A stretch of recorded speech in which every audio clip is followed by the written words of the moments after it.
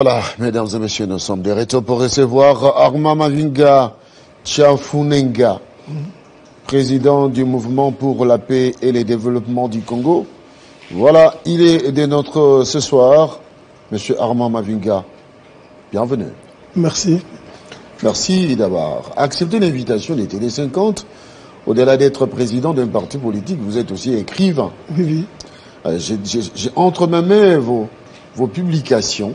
Là, c'est Armand Mavinga Tshafunenga, le 20 engagement pour une transition démocratique et pacifique exceptionnelle en République démocratique du Congo. Voilà. Et l'autre, c'est à la recherche des modèles de développement culturel durable. Un Congolais qui réfléchit. Et pourquoi vous engagez directement dans la politique? Pourquoi ne pas rester comme écrivain? Vous savez, quand on est intellectuel, comme moderne intellectuel, c'est quelqu'un qui a une conscience sociale. Et quand surtout son pays est en crise, il faut mettre son intelligence au service de son pays. Et d'ailleurs, ça fait partie du premier recueil que j'avais écrit quand j'avais 20 ans. Et il y a un des poèmes qui disait comment, c'était l'étude du poème, comment mettre son cœur ailleurs, comment mettre son cerveau ailleurs, surtout quand son pays est malade. Donc quand le pays a des difficultés, il faut mettre son intelligence au service de son pays. Et c'est ce qui justifie mon engagement. C'est pourquoi vous vous êtes dit, au-delà d'être écrivain congolais, embrassez aussi la politique pour mettre votre expertise au développement de la RDC. Voilà. Et le parti politique n'est pas encore installé. Nous sommes en deux, je suis venu pour l'installation. Nous étions dans la diaspora en France, le mouvement pour la paix et le développement du Congo. Maintenant, nous sommes venus nous implanter sur place en République démocratique du Congo pour participer activement sur le terrain à la construction de notre pays. Donc, les démarches sont en cours. Sont en cours. Réconfiguration mondiale, quelle attitude pour l'intellectuel congolais? Nous allons aborder cette question. Vous êtes écrivain. Réconfiguration mondiale. Aujourd'hui, l'on constate que on assiste à une sorte de retour à la guerre froide. Oui. Le bloc occidental et le bloc soviétique semblent se renaître, avec cette fois-ci d'autres pays qui s'ajoutent dans la danse, l'Inde, la Chine, aux côtés la Chine, La Corée du Nord, l'Iran, ainsi de suite. Alors, comment, quelle attitude qu'un Congolais doit adopter, les dirigeants congolais doivent en principe adopter à ce jour face à ce qui s'apparente comme le retour à la guerre froide? Oui, c'est ce qui justifie d'ailleurs l'appel que j'ai lancé il y a une semaine, l'appel pour un consensus national en vue d'un nouvel ordre politique qui devrait nous amener à la 4e République en tenant compte des enjeux de la réconfiguration du monde. Le monde est en train de se reconfigurer. Et ce monde qui est en pleine reconfiguration, la République démocratique du Congo, notre pays, est au cœur de cette reconfiguration mondiale. D'un côté, il y a les puissances occidentales. Nous avions remarqué avec la crise du Covid que les puissances occidentales n'avaient plus la prééminence qu'elles avaient déjà avec la crise de coronavirus. Et ce qui avait déjà annoncé la reconfiguration du monde. Et automatiquement, quand il y a eu cette crise, il y a eu même des blocs qui se sont créés par rapport même aux enjeux de vaccins qui allaient avoir la prééminence, la sécurité sanitaire. C'était déjà un premier élément qui montrait que les puissances occidentales, sur le plan de la reconfiguration du monde, on n'était plus dans une tendance monopolistique où c'était les États-Unis d'Amérique et les autres pays occidentaux qui avaient le monopole et qui avaient le manette en main. Et il y a une reconfiguration automatiquement. Et nous avons vu qu'il y a une nouvelle reconfiguration avec la Chine, la Russie, l'Iran, la Corée du Nord, et d'autre part aussi l'Inde, et d'autre part aussi il y a les pays arabes. Les pays arabes aussi, ils sont en train de s'organiser. Et vous n'avez qu'à voir, par exemple, quand il y a eu la course pour la conquête de l'espace. Même les pays arabes sont en jeu. C'est pour dire que tout le monde est au cœur du danger. On est en train de reconfigurer le monde. Le monde ne fonctionnera plus comme il était avant, comme l'a dit d'ailleurs bien reconnu le président Macron et l'ancien président Nicolas Sarkozy. Ils l'ont dit avec pertinence que notre domination insolente a terminé. C'est un nouveau monde qui s'est construit devant nous. Et dans cette reconfiguration mondiale, notre pays est au cœur. Il faut avoir la mainmise des ressources naturelles de la République démocratique du Congo pour être au cœur la puissance de la reconfiguration du monde. Donc, quand moi je préconise maintenant qu'il faut qu'il y ait un nouvel ordre politique, il nous faut réinventer notre système politique pour être un État fort, stable, pour que nous puissions, nous aussi, en grande intelligence, ramener la RDC à être au cœur du monde. Et qu'entendez-vous par réinventer pour amener la RDC au cœur du monde, au cœur des enjeux mondiaux? Pour amener la RDC au cœur des enjeux mondiaux, j'ai préconisé des réformes fondamentales du fonctionnement de nos institutions, en tenant compte de la crise que nous connaissons depuis 60. Nous disons depuis 60 qu'il y a des crises récurrentes de gestion démocratique du pouvoir. Et j'ai essayé de réfléchir sur les différents systèmes, régimes politiques qui ont dirigé notre pays et voir quel est le système qui nous faudrait pour que nous soyons un pays solide, et ce que moi j'appelle du génie du Muntu. Parce que nous sommes le Muntu, dans le tout ça signifie la tête, l'excellence, le génie. Même dans la Constitution, ils disent qu'il faut qu'il y ait le génie congolais. Donc il nous faudrait des institutions qui émanent de notre génie congolais pour que nous ne soyons pas ceux qui viennent recopier le fonctionnement des institutions des autres nations, mais nous devons inventer un système qui soit original, efficace et fort. Et c'est ce que je préconise dans le nouvel ordre politique pour la République du Congo. Mais comme vous le savez, dans une émission comme celle-ci, on ne pourrait pas aller en profondeur sur toutes ces réformes fondamentales. Peut-être que nous reviendrons un autre jour pour parler de ces réformes profondes. Mais une des réformes principales que je peux donner, c'est par exemple le régime présidentiel populaire.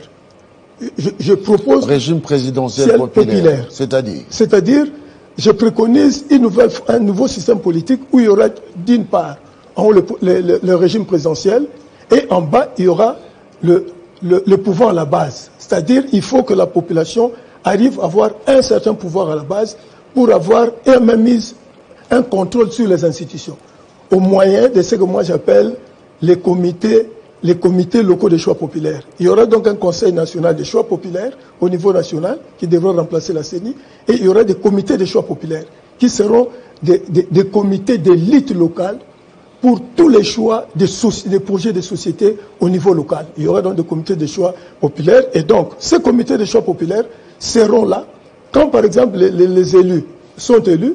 Ces comités de choix populaires en mi-mandat devront avoir le pouvoir d'interpeller les élus s'ils ne font pas très bien leur pouvoir. Il ne faut pas seulement attendre que le Parlement le fasse, mais ils peuvent interpeller aussi les élus. Un élu qui ne fait pas bien son travail, son comité de pouvoir local, de choix populaire au niveau local, peut l'interpeller sur ce qu'il a proposé. C'est-à-dire il y aura donc maintenant une sorte, vraiment la population doit participer.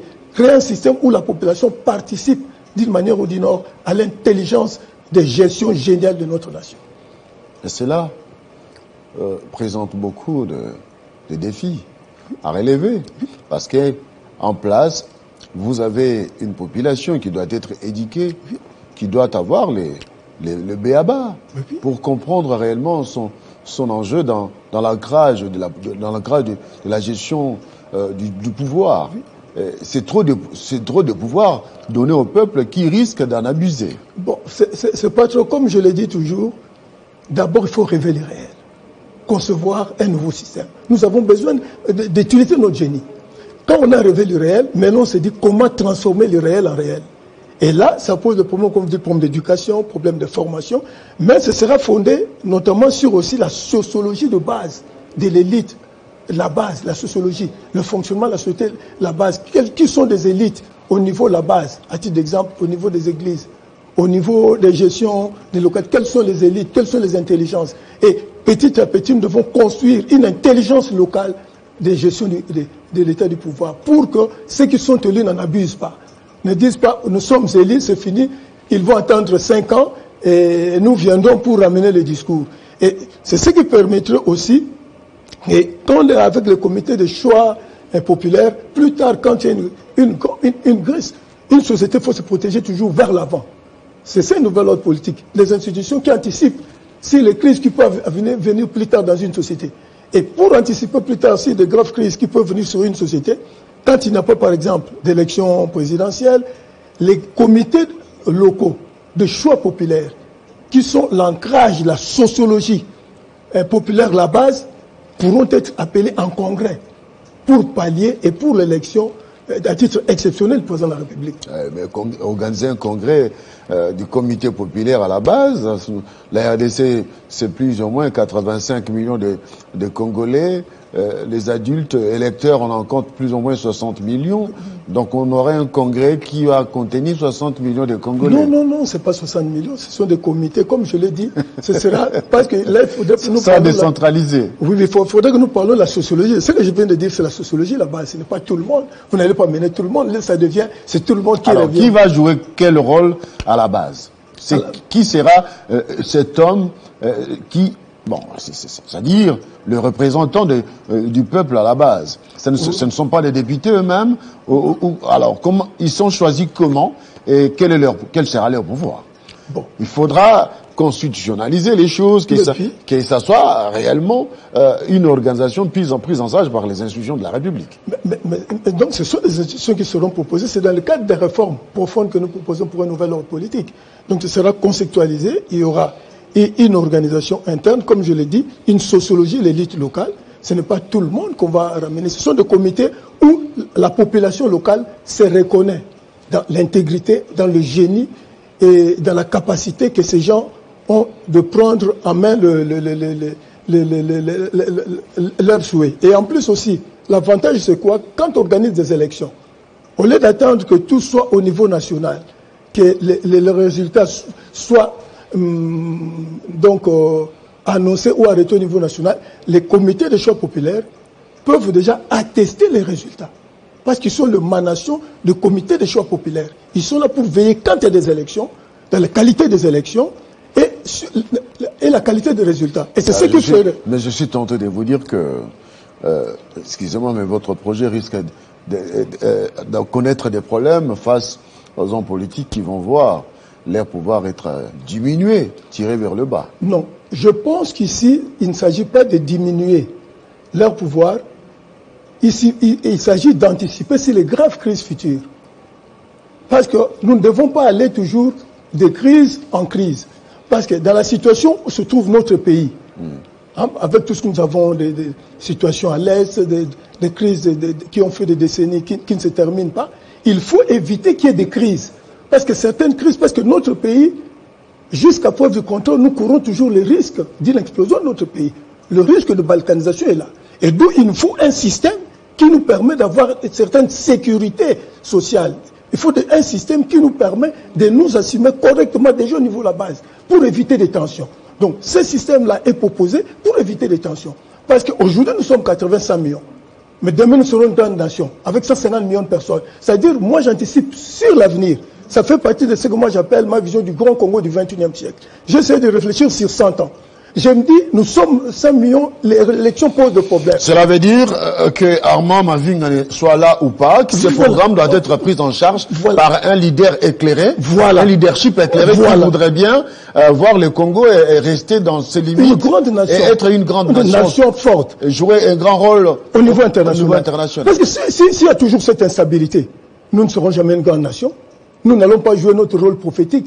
Comme l'avait dit François Fanon, l'Afrique a la forme de revolver de la gâchette. Alors, est-ce que vous mettez vos études à la portée des politiciens, à la portée de tous ceux qui voudront bien s'apprivoiser ces projets, ou c'est un projet que vous-même, vous souhaitez...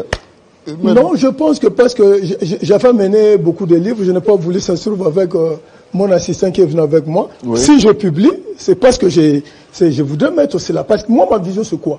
Pour notre crise date de plusieurs siècles. Ce n'est pas en 5 ans, 10 ans, nous allons devenir une grande nation. Il faut se projeter sur 100 ans.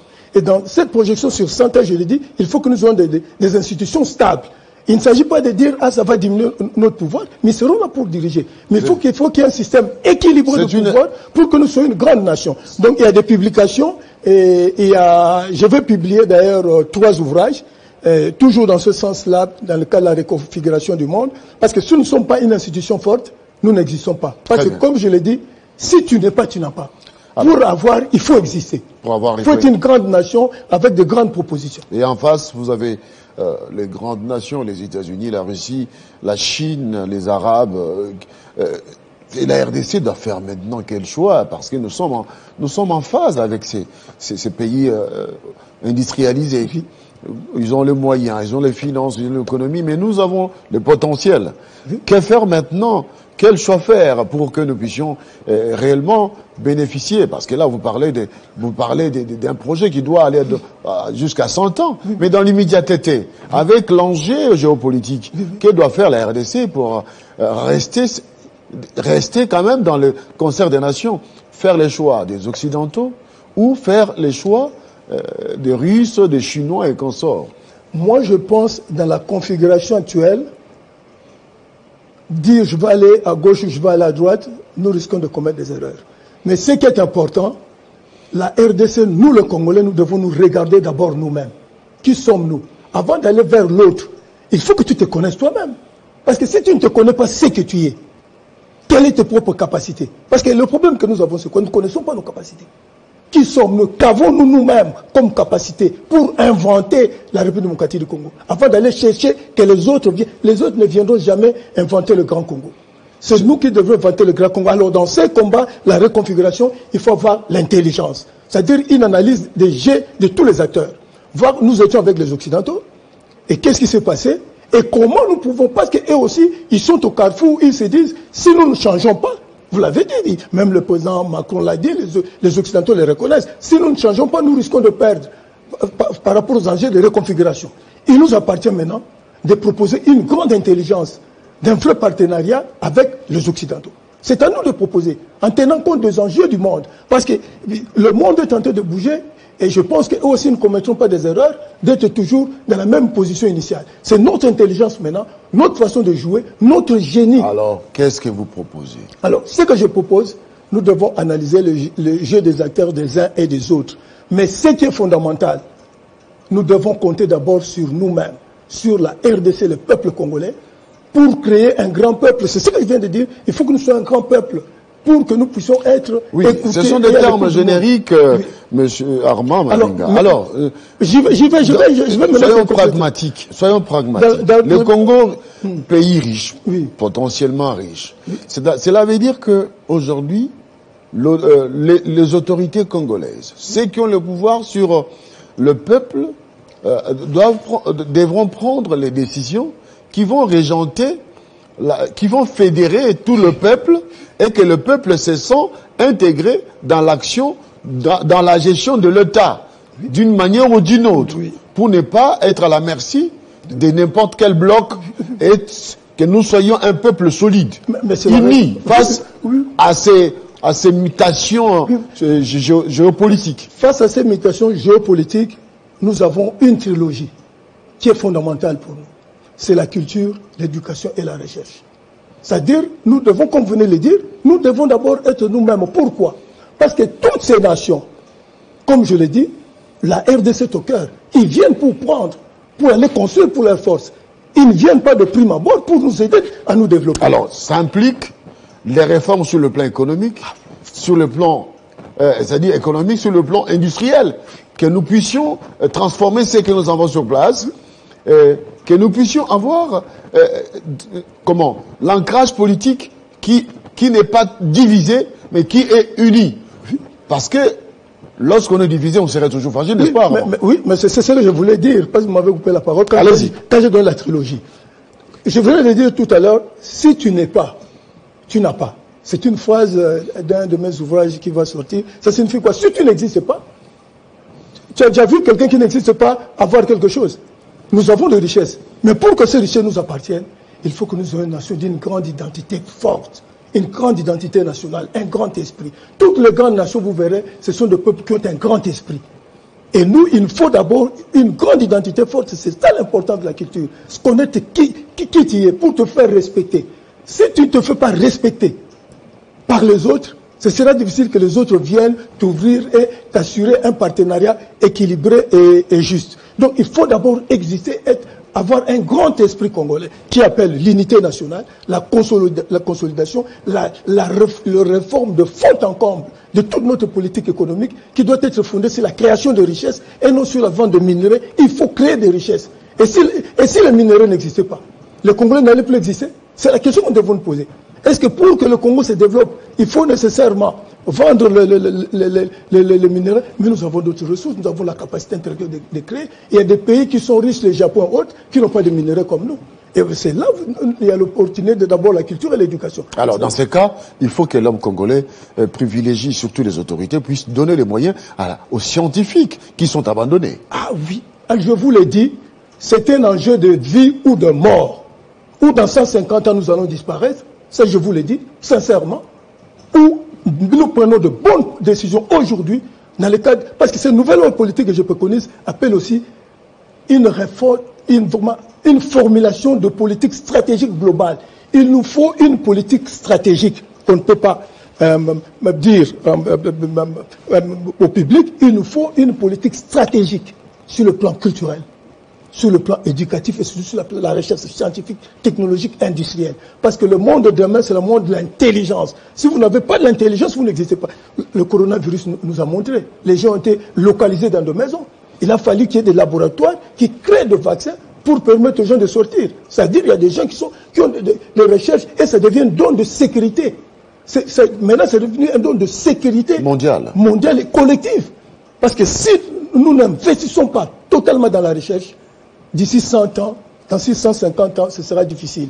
Et donc, quand nous aurons compris qui nous sommes et de quoi nous sommes capables, d'où il faut que nous puissions faire une introspection. Savoir quelle est notre capacité sur le plan scientifique, technologique, industriel. Qui fait quoi? Qui peut faire quoi? Nous essayons de nous dire qui sommes-nous, qu'est-ce que nous sommes capables d'inventer.